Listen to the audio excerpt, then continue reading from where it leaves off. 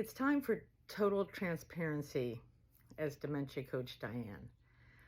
I've been embarrassed to admit that I work with external caregivers. And I was having a conversation with God about that this morning, and he's like, why do you feel embarrassed? And I'm like, well, because I feel guilty. Every caregiver needs help. Every caregiver needs hope that their future isn't going to be a total disaster, a total bummer. And he said, well, is this really about you, or is this about sharing what I've done for you through your circumstances? And so I'm like, okay, let me go back to my story and share how God has helped me. A year ago, when Ben came out of the hospital, he needed 24/7 care, and he needs somebody with him all the time. He's got Lewy body dementia, he's hyperactive, and he's autistic. I didn't really know about the hyperactivity and autism, even though I've been with him for 50 years. But now that I put all the pieces together, I'm like, oh my gosh, he just managed it over the years. He was a highly functioning autistic individual, but now I see that it was there, and all those conditions have been magnified with the progression of his dementia. So there is no way I can take care of him by myself. He moves constantly, and he's at me constantly, wanting my attention. So I couldn't take care of him by myself, and a facility rejected him. He was too much of a fall risk. And honestly, they probably, if I had gotten a facility to take him, which I didn't want to do, they would have probably just drugged him up because he's unmanageable without one-on-one attention. So, okay, those are my circumstances. And we fall into the category of having too much money to qualify for Medicaid and not enough money for a sustainable plan with caregivers.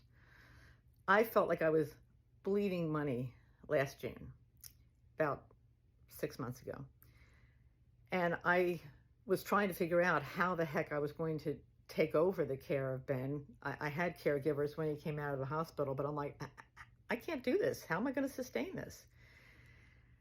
And somehow God broke through my fear and worry and anxiety and said, Diane, I am a God of expansion, not contraction. I want you to share your story, and I'll take care of the rest. So that's what I'm doing. I'm sharing our story. I started just 2 months ago, and only with God's help has this amazing community grown up and developed.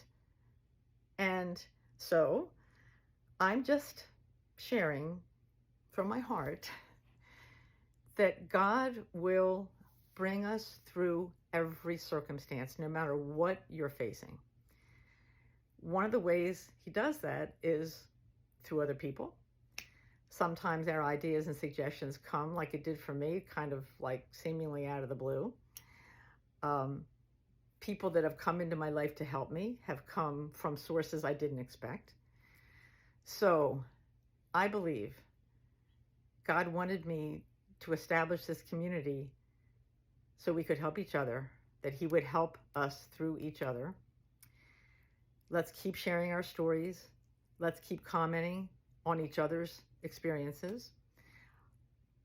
And I will keep being as transparent as I possibly can so that I can be of help. I'm going to be sharing more about external caregivers because that's what I'm living. And I'll talk about how to fund them, how to find them. And together, I believe we've got this. So thank you all for listening to my story. Thank you all for sharing yours. Together, we're stronger. Together, we got this.